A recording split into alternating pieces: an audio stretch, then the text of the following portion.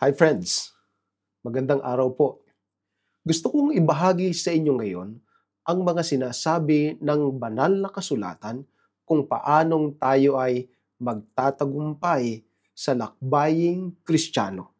Sapagkat ang ating layunin pagkatapos ng ating mahabang paglalakbay sa pamamagitan ng awa, biyaya at kapangyarihan ng ating Panginoong Diyos, tayo ay maging kagaya niya sa lahat ng ating interaksyon sa ating buhay. Paano mangyayari iyon? Number one, you'll have to go back before moving forward.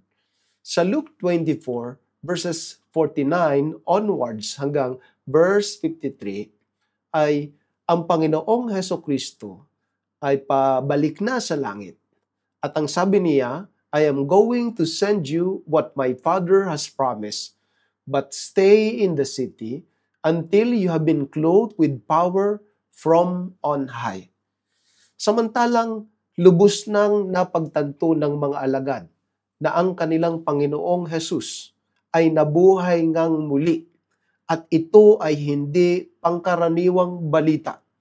Ito ay pagtitiyak na ang kanilang sinundang guro ay siya ngang Panginoong Diyos na may likha ng langit at ng lupa, at ang katibayan nito ay ang kanyang pagkabuhay na mag-uli at ang kanyang ministeryo samantalang siya ay narito sa lupa. Magkagayon pa man niliwanag sa kanila ng ating Panginoong Hesukristo ang isang bagay. They will have to go back before they can move forward. Why? Sapagkat pagbalik nila doon sa Jerusalem, sila ay magpapatuloy sa pagdarasal, sa pagkakaisa, magpapatuloy sila sa pagtitiyak na bago sila lumabas, ay meron ng outpouring, ibinuhos na sa kanila ang banal na Espiritu. Napakarami ngayong nangangaral dahil palasak na nga at common na ang Facebook, ang internet, ang YouTube ay very accessible sa halos lahat ng mga taong nakakabili ng data. Ngunit upang tayo ay maging tiyak at lubos na kaanib ng ating Panginoong Hesukristo na nagdadala ng kanyang mabuting balita, pangunahing pangangailangan pa rin ay tayo'y bumalik muna sa Kanya. Punuin ng kanyang banal na Espiritu. We will have to move back so that we can move forward with power from the Holy Spirit. Maraming nangangaral ngayon. Ngunit mapapansin mo ang kakaibang espiritu na kanilang ipinangangaral. Kakaibang attitude, kakaibang kaparaanan, at kakaibang pakiwari mo'y hindi ito nakasync o hindi ito sinasang-ayunan ng attitude at character ng ating Panginoong Hesukristo. Number two, you will have to know Jesus before making Jesus known. Sa 1 John chapter 1 verse 1, ito po ang sabi ni Apostol Juan, that which was from the beginning, which we have heard, which we have seen, which we have looked at, and our hands have touched. This we proclaim concerning the word of life. Ano po ang pangalawa? You will have to know Jesus before making Jesus known. Ang pangaral po ng mga apostol ay galing doon sa kanilang personal na interaksyon. Nakita nila, nahawakan nila, narinig nila, nakasalamuha nila, nag-ukol sila ng oras at panahon kasama ng ating Panginoong Hesukristo.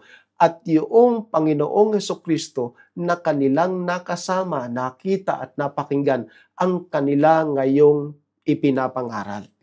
Importante upang maging effective tayo na mga lingkod ng ating Panginoong Hesukristo, mga nangangaral o di ka naman ay kahit na mga ordinaryong mga kaanib ng ating iglesia, upang tayo ay maging effective, we will have to know Jesus personally first. so that we can have a clearer, more accurate description when we make Him known.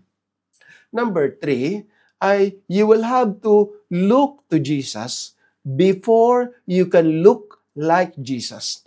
Sa Hebrews 11:2 ang sabi ni Apostol Pablo, fixing our eyes on Jesus, the pioneer and the perfecter of our faith.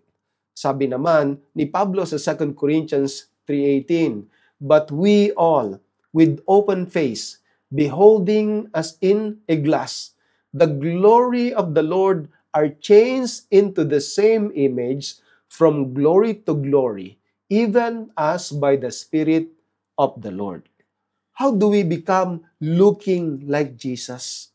Maliwanag ang sinasabi ng banal na kasulatan both sa Hebrews chapter 12 at doon sa 2 Korinto kapitulo 3 talatang 18. By constant beholding, by fixing our eyes to Jesus, by first looking to Jesus, we look like Jesus as a result. Mga minamahal, hindi lamang po ito linyahan at latagan ng mga talata. Hindi lamang po ito paramihan ng nalalamang talata. Importante po yung mensahe, ngunit mas importante din yung ginawa ng mensahe doon sa mensahero. Are you transformed by the information? Are you changed by the message that you are carrying? Naalala ko yung aking isang teacher dati sa seminaryo. Ang sabi niya, you must be the first convert of your sermon.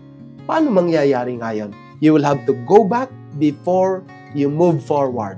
You will have to know Jesus before you can make Him known. And you will have to keep looking to Jesus. And then, and only then, can you will look like Jesus. Because even now, we can live God's Word in this world.